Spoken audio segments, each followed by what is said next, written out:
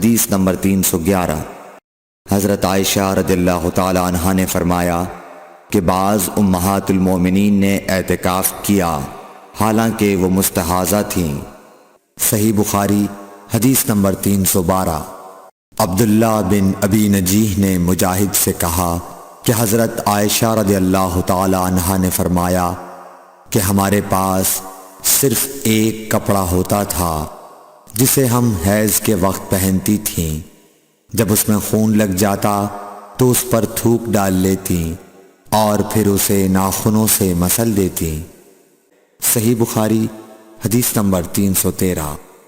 ہم سے عبداللہ بن عبد الوہاب نے بیان کیا، انہوں نے کہا ہم سے حماد بن زیب نے ایوب سختیانی سے، انہوں نے حفصہ سے، وہ ام عطیہ سے، آپ نے فرمایا کہ ہمیں کسی میت پر 3 دن سے زیادہ سوگ کرنے سے منع کیا جاتا تھا، لیکن شوہر کی موت پر 4 مہینے 10 دن کے سوگ کا حکم تھا۔ ان دنوں میں ہم نہ سرما لگاتی نہ خوشبو، اور عصب یمن کی بنی ہوئی ایک چادر جو رنگین بھی ہوتی تھی کے علاوہ کوئی رنگین کپڑا ہم استعمال نہیں کرتی تھیں، اور ہمیں عدت کے دنوں میں حیض کے غسل کے بعد کست اظفار استعمال کرنے کی اجازت تھی، اور ہمیں جنازے کے پیچھے چلنے سے منع کیا جاتا تھا۔ اس حدیث کو ہشام بن حسان نے حفصہ سے، انہوں نے ام عطیہ سے، انہوں نے نبی کریم صلی اللہ علیہ وسلم سے روایت کیا ہے۔ صحیح بخاری حدیث نمبر 314۔ حضرت عائشہ رضی اللہ تعالی عنہا نے فرمایا کہ ایک انصاریہ عورت نے رسول اللہ صلی اللہ علیہ وسلم سے پوچھا کہ میں حیض کا غسل کیسے کروں؟ آپ نے فرمایا کہ مشک میں بسا ہوا کپڑا لے کر اس سے پاکی حاصل کر۔ اس نے پوچھا اس سے کس طرح پاکی حاصل کروں؟ آپ نے فرمایا اس سے پاکی حاصل کر۔ اس نے دوبارہ پوچھا کہ کس طرح؟ آپ نے فرمایا سبحان اللہ، پاکی حاصل کر۔ پھر میں نے اسے اپنی طرف کھینچ لیا اور کہا کہ اسے خون لگی ہوئی جگہوں پر پھیر لیا کر۔ صحیح بخاری حدیث نمبر 315۔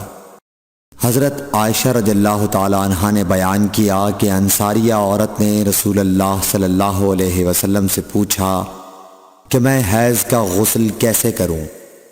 آپ نے فرمایا کہ ایک مشک میں بسا ہوا کپڑا لے اور پاکی حاصل کر۔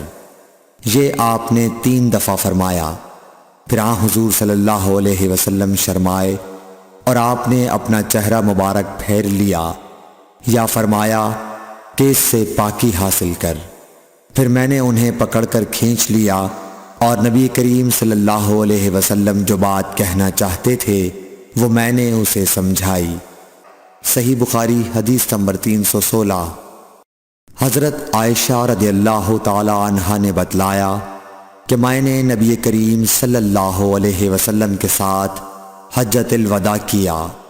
میں تمتع کرنے والوں میں تھی اور ہدی یعنی قربانی کا جانور اپنے ساتھ نہیں لے گئی تھی۔ حضرت عائشہ رضی اللہ تعالی عنہا نے اپنے متعلق بتایا کہ پھر وہ حائضہ ہو گئیں اور عرفہ کی رات آ گئی اور ابھی تک وہ پاک نہیں ہوئی تھیں، اس لیے انہوں نے رسول اللہ صلی اللہ علیہ وسلم سے کہا کہ حضور آج عرفہ کی رات ہے اور میں عمرے کی نیت کر چکی تھی۔ رسول اللہ صلی اللہ علیہ وسلم نے فرمایا کہ اپنے سر کو کھول ڈال اور کنگھا کر اور عمرے کو چھوڑ دے۔ میں نے ایسا ہی کیا۔ پھر میں نے حج پورا کر لیا اور لیلۃ الحصبہ میں عبد الرحمن بن ابو بکر کو حضور صلی اللہ علیہ وسلم نے حکم دیا، وہ مجھے اس عمرے کے بدلے میں جس کی نیت میں نے کی تھی تنعیم سے دوسرا عمرہ کرا لائے۔ صحیح بخاری حدیث نمبر 317۔ حضرت عائشہ رضی اللہ تعالی عنہا نے فرمایا ہم ذی الحجہ کا چاند دیکھتے ہی نکلے۔ رسول کریم صلی اللہ علیہ وسلم نے فرمایا کہ جس کا دل چاہے تو اسے عمرے کا احرام باندھ لینا چاہیے۔ کیونکہ اگر میں ہدی ساتھ نہ لاتا تو میں بھی عمرے کا احرام باندھتا۔ اس پر بعض صحابہ نے عمرے کا احرام باندھا اور بعض نے حج کا۔ میں بھی ان لوگوں میں سے تھی جنہوں نے عمرے کا احرام باندھا تھا، مگر عرفہ کا دن آ گیا اور میں حیض کی حالت میں تھی۔ میں نے نبی کریم صلی اللہ علیہ وسلم سے اس کے متعلق شکایت کی تو آپ نے فرمایا کہ عمرہ چھوڑ اور اپنا سر کھول اور کنگھا کر اور حج کا احرام باندھ لے۔ میں نے ایسا ہی کیا، یہاں تک کہ جب حسبہ کی رات آئی تو رسول اللہ صلی اللہ علیہ وسلم نے میرے ساتھ میرے بھائی عبد الرحمن بن ابی بکر کو بھیجا۔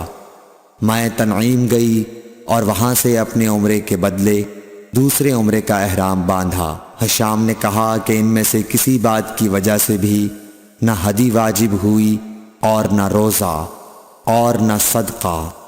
تنعیم حد حرم سے قریب 3 میل دور ایک مقام کا نام ہے۔ صحیح بخاری حدیث نمبر 318۔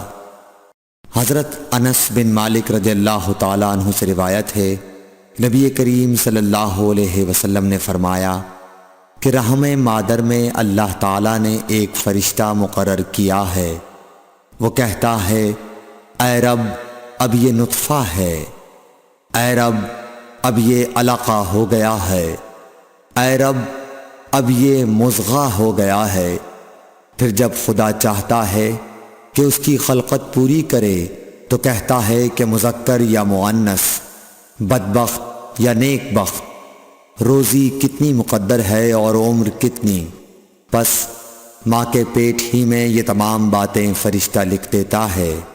صحیح بخاری حدیث نمبر 319۔ حضرت عائشہ رضی اللہ تعالی عنہا فرماتی ہیں کہ ہم نبی کریم صلی اللہ علیہ وسلم کے ساتھ حجۃ الوداع کے سفر میں نکلے۔ ہم میں سے بعض نے عمرے کا احرام باندھا اور بعض نے حج کا۔ پھر ہم مکہ آئے اور حضرت صلی اللہ علیہ وسلم نے فرمایا کہ جس نے عمرے کا احرام باندھا ہو اور ہدی ساتھ نہ لایا ہو تو وہ حلال ہو جائے، اور جس نے عمرے کا احرام باندھا ہو اور وہ ہدی بھی ساتھ لایا ہو تو وہ ہدی کی قربانی سے پہلے حلال نہ ہوگا، اور جس نے حج کا احرام باندھا ہو تو اسے حج پورا کرنا چاہیے۔ عائشہ نے کہا کہ میں حائضہ ہو گئی اور عرفہ کا دن آ گیا، میں نے صرف عمرے کا احرام باندھا تھا۔ مجھے نبی کریم صلی اللہ علیہ وسلم نے حکم دیا کہ میں اپنا سر کھول لوں، کنگھا کر لوں اور حج کا احرام باندھ لوں اور عمرہ چھوڑ دوں۔ میں نے ایسا ہی کیا اور اپنا حج پورا کر لیا۔ پھر میرے ساتھ حضرت صلی اللہ علیہ وسلم نے عبد الرحمن بن ابی بکر کو بھیجا اور مجھ سے فرمایا کہ میں اپنے چھوٹے ہوئے عمرے کے عوض تنعیم سے دوسرا عمرہ کر لوں۔ صحیح بخاری حدیث نمبر 320۔ عبداللہ بن محمد مسندی نے بیان کیا، کہا ہم سے سفیان بن عینیہ نے حشام بن عروہ سے، وہ اپنے باپ سے، وہ حضرت عائشہ رضی اللہ تعالی عنہا سے کہ فاطمہ بنت ابی حبیش کو استحاضہ کا خون آیا کرتا تھا، تو انہوں نے نبی کریم صلی اللہ علیہ وسلم سے اس کے متعلق پوچھا۔ آپ نے فرمایا کہ یہ رگ کا خون ہے اور حیض نہیں ہے، اس لیے جب حیض کے دن آئیں تو نماز چھوڑ دیا کر، اور جب حیض کے دن گزر جائیں تو غسل کر کے نماز پڑھ لیا کر۔